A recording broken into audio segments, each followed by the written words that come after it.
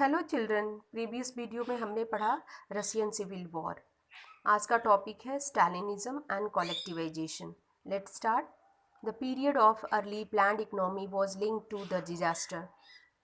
रसिया में जो 5 year plan start हुए थे, तो जो उसका अर्ली पीरियड था उसका लिंक जो था वो डिजास्टर से था। 1927 and 28 the towns of Soviet Russia were facing an acute problem of grain supply। 1927 और 28 के बीच में रसियन जो सोवियत रसिया था, वहाँ के जो टाउन्स थे वो ग्रेन सप्लाई की प्रॉब्लम फेस कर रहे थे। The government fixed prices at which the grain must be sold, but the peasants refused to sell their grains to the government buyer set this price. Government ने सभी grains के दाम जो है फिक्स कर दिए, लेकिन जो पीसेंट थे उन्होंने उस प्राइस को जो है वो रिफ्यूज़ कर दिया कि इस दाम पर वो नहीं अपने ग्रेन सेल करेंगे। Stalin who headed the party after the death of Lenin. Lenin की डेथ के बाद जो है स्टालिन ने पार्टी की कमान संभाली। इंट्रोड्यूस, उन्होंने बहुत सारे सुधार इंट्रोड्यूस करे। He believe that the rich peasants and traders in the countryside were holding stock in the hope of higher price. उनका ये विश्वास था कि गांव की तरफ बहुत सारे रिच पीसेंट्स और ट्रेडर्स हैं जिन्होंने बहुत सारा स्टॉक जमा किया हुआ है इस होप में कि प्राइस बढ़ेंगे। ये जो सट्टेबाजी था इसको रोकना बहुत ज़रूरी था और सप्लाई को भी जब्त करना ज़रूरी था। 1925 द पार्टी मेंबर जो थे वो टूर पर गए ग्रेन्स प्रोड्यूसिंग एरिया में, supervising enforced grain collection and raiding kulaks. जो पार्टी मेंबर थे वो टूर पर गए उन एरिया में जहाँ पर कि ग्रेन का प्रोडक्शन हो रहा है, वो देखने के लिए कि कैसे वो लोग ग्रेन को कलेक्ट करते हैं, और रेड डालने के लिए कुलॉक्स पर। कुलॉक्स जो होते हैं वो कौन होते हैं? The name of for well to do peasants, यानी जो रिच पेशेंट्स होते हैं उन्हें कुलॉक्स बोलते हैं। At shortage continue the decision was taken to collective farms. अब ये हमेशा ग्रेन्स की जो है शॉर्टेज बनी रहेगी, इसी वजह से उन लोगों ने, जो पार्टी थी उसने डिसीजन लिया कि फॉर्म का जो है कलेक्टिवाइजेशन किया जाएगा, यानी जितनी भी ज़मीनें हैं उनको इकट्ठा मिला करके बड़े बड़े फॉर्म बनाए जाएंगे। It was argued that the grain shortage were partly due to the small size of holding. ऐसा कुछ लोग बोल रहे थे कि जो अनाज की कमी है इस वजह से है क्योंकि साइज़ जो है खेतों के बहुत छोटे हैं। After 1917 the land has been given over the peasants. जो ज़मीनें 17 के रेवोल्यूशन के बाद पीसेंट्स को दी गई थी उनके साइज़ काफ़ी छोटे हैं। And could not be modernise to develop modern farm. इस छोटे छोटे फॉर्म को मॉडर्नाइज नहीं किया जा सकता, बड़े फॉर्म में इसे डेवलप नहीं किया जा सकता, ना ही यहाँ मशीनें यूज की जा सकती हैं। It was necessary to eliminate kulaks. इसके लिए बहुत ज़रूरी है कि जो कुलॉक्स हैं यानी जो रिच पीसेंट्स हैं उन्हें एलिमिनेट किया जाए। Take away land from peasants, ज़मीनें जो है वो पीसेंट से ले ली जाए। And establish state control large farm, और बड़े बड़े फॉर्म जो है वो स्टेट के कंट्रोल में इस्टेब्लिश किए जाए। Followed was Stalin collectivisation programme. अब जो है स्टालिन का कलेक्टिवाइजेशन प्रोग्राम यानी फॉर्म को इकट्ठा करने का किया जाने लगा। 1929 आते आते party forced all peasant to cultivated collective farm. जो पार्टी थी वो पीसेंट्स को फोर्स करने लगे कि आप जाइए इन कलेक्टिव फॉर्म्स पर खेती करिए। इन कलेक्टिव फॉर्म्स को कहा जाता था कोलखोस। जो लैंड थे और जो उनकी एम्प्लीमेंट्स थे वो सभी उन कलेक्टिव फॉर्म्स के जो ऑनर थे उनको ट्रांसफ़र कर दिए गए। Peasants work on the land and the kolkhoz profit वो शेयर। जो किसान थे वो उस लैंड पर खेती करते थे और जो प्रॉफिट होता था उसे शेयर कर दिया जाता था। Angered peasants resisted the authorities and destroy there lab stock. बहुत सारे जो किसान गुस्सा थे उन्होंने विरोध करना शुरू कर दिया इस अथॉरिटी का, और बहुत जो लाइव स्टॉक थे उन्हें भी डिस्ट्रॉय कर दिया। 1929 और 31 के बीच में number of cattle fell by 1/3। जो कैटल थे उनकी संख्या गिर गई 1/3। And those who resisted collectivisation were severely punish. जो लोग कलेक्टिवाइजेशन प्रोग्राम, स्टालिन का जो प्रोग्राम था उसको विरोध कर रहे थे उनको पनिश किया जाने लगा। मेनी डिपोर्टेड एंड एक्साइल, बहुतों को डिपोर्ट कर दिया गया और बहुतों को देश निकाला दे दिया गया। जो लोग विरोध कर रहे थे peasants argue that they were not rich and they were not against socialism. उन पीसेंट्स का कहना था कि ना तो हम रिच हैं ना ही हम सोशलिस्ट के खिलाफ हैं। They did not want to work in the collective farm. वो कलेक्टिव फॉर्म पर वो काम करना नहीं पसंद कर रहे हैं। इसके बाद जो है Stalin government allowed some independent collectivisation. Stalin जो गवर्नमेंट थी उसने जो है कुछ लोगों को आज़ादी से खेती करने के लिए परमिशन दे दिया, लेकिन उन लोगों के साथ जो था वो ट्रीट जो है अनसिंपैथेटिकली किया जा रहा था। Spite of collectivisation production did not increase. जो कलेक्टिवाइजेशन की वजह से जो प्रोडक्शन था वो इतनी तेज़ गति से नहीं बढ़ रहा था। इस हार्वेस्ट भी ख़राब हो गया उस साल का 30 और 33 के बीच में। जो है सोवियत हिस्ट्री का सबसे बड़ा फेमिनीज आया, महामारी आए, जिसमें कि 4 मिलियन लोग डेथ किए।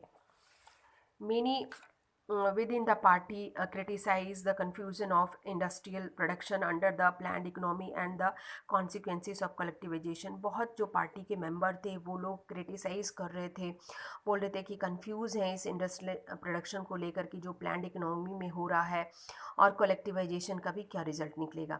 स्टालिन और जो उसकी सिंपैथी के लोग थे वो charge this critic and conspiracy against socialist. Stalin और जो उसके फेवर में लोग जो थे, वो लोग जो लोग आलोचना कर रहे थे उसकी पॉलिसी का, वो बोल रहे थे कि ये लोग सोशलिज्म के अगेंस्ट जो है साजिश कर रहे हैं। बहुत accusation were made throughout the country and by 1939 over 2 million were prisons and labour camps. जो लोग जो हैं उसके विरोध में थे, आरोप लगा रहे थे इन सब बातों को लेकर के कि स्टालिन की पॉलिसी से कोई फ़ायदा नहीं हुआ है, उन सभी लोगों को, तकरीबन 2 मिलियन लोगों को जेल में डाल दिया गया, लेबर कैंप में डाल दिया गया। Most were innocent of the crime. बहुत सारे तो इनोसेंट थे, no one spoke of them, कोई इस पर बोल नहीं पा रहा था। Large number of were force to make a false confession under torture. बहुत सारे लोगों को तो जो है अपराध स्वीकार करने के लिए जो है फोर्स भी किया गया, एंड बहुतों को तो वर एक्सिक्यूटेड, मार भी दिया गया। Several among them were talented professional. बहुत सारे जो लोग इसमें से मारे गए वो बहुत टैलेंटेड प्रोफेशनल लोग भी थे। नेक्स्ट टॉपिक है हम लोगों का बहुत इंपॉर्टेंट और इस चैप्टर का लास्ट टॉपिक है global influences of the Russian revolution and the USSR. मतलब यूएसएसआर के रशियन रेवोल्यूशन का क्या ग्लोबल इन्फ्लुएंस हुआ, क्या असर पड़ा। तो है exciting socialist party in Europe did not wholly approve the way of the Bolshevik took power। Socialist party जो यूरोप की है वो सहमत नहीं थी इस बात से जिस तरह से बोल्शेविक ने पावर को अपने कब्जे में ले लिया था। The possibility of the work state, लेकिन वो लोग इमेजिनेशन अक्रॉस द वर्ल्ड, पूरी दुनिया में ये इमेजिनेशन, ये आशा लगाई जा रही थी कि यहाँ पॉसिबिलिटी है कुछ वर्कर स्टेट की। इन मेनी कंट्री, अब क्या इसका असर पड़ा। In many country communist party were formed. Russia को देख करके बहुत सारे देश थे जहाँ कम्युनिस्ट पार्टी जो है फॉर्म की जाने लगी, like the communist party of Great Britain. Bolshevik encourage the colonial people to follow their experiment. Bolshevik जो थे कॉलोनियल पीपल को भी इनकरेज कर रहे थे कि आप जो है हमारे एक्सपेरिमेंट को फॉलो करिए। Many non Russian from outsider the USSR participant in the conference of the people of the east. बहुत सारे जो नॉन रशियन आउटसाइडर थे यूएसएसआर कि में पार्टिसिपेट किए उस कॉन्फ्रेंस में जो 1920 में हुआ। And the Bolshevik founded the Comintern. Comintern जो है वो इंटरनेशनल यूनियन है जो प्रो बोल्शेविक सोशलिस्ट पार्टी थी। Some received education in the USSR communist university of the workers of the east. बहुत सारे लोगों ने इसमें से कम्युनिस्ट यूनिवर्सिटी में ही एजुकेशन लिया था। By the time of the outbreak of second world war, जब सेकेंड वर्ल्ड वॉर जब स्टार्ट हुआ उस समय USSR had given the socialism a global face. USSR के जो सोशलिज्म थे उसने सोशलिज्म को एक ग्लोबल फेस और कद दिया। By the 1950, it was acknowledged within the country that the style of the government in USSR was not in keeping with the ideas of the Russian Revolution। 1950 तक आते आते ये बात लोग जो है अब बोलने लग गए, विचार चलने लगा लोगों के में मन में कि जिस तरह की गवर्नमेंट जो है, स्टाइल ऑफ गवर्नमेंट यूएसएसआर में चल रही है, ये वो विचारधारा नहीं थी जो रशियन रेवोल्यूशन के समय थी। अब जो गवर्नमेंट चल रही है ये इस विचारधारा से मेल नहीं खाती है। In the world socialist movement too, it was recognized that it was not well in the Soviet Union, और वर्ल्ड सोशलिस्ट जो मूवमेंट था वो भी रिकॉग्नाइज कर रहा था कि सोवियत यूनियन में सब कुछ ठीक नहीं चल रहा है. A backward country had become a great power, एक पिछड़ा देश इतनी जल्दी एक पावरफुल देश बन गया. It's industry and agriculture has develop and the poor were being fade, यहाँ इंडस्ट्री और एग्रीकल्चर सब कुछ डेवलप कर रहा है, गरीबों को खाना भी मिल रहा है. But it has denied the essential freedom, लेकिन यहाँ जो आज मेन चीज़ है आज़ादी, लोगों को सिटीजन की आज़ादी, उसी से लोगों को दूर किया जा रहा है. Carried out it's developmental project through the repressive policy, जो यहाँ डेवलपमेंट प्रोग्राम रूस में चलाए जा रहे हैं वो बहुत सारी रिप्रेसिव पॉलिसी के थ्रू चलाए जा रहे हैं.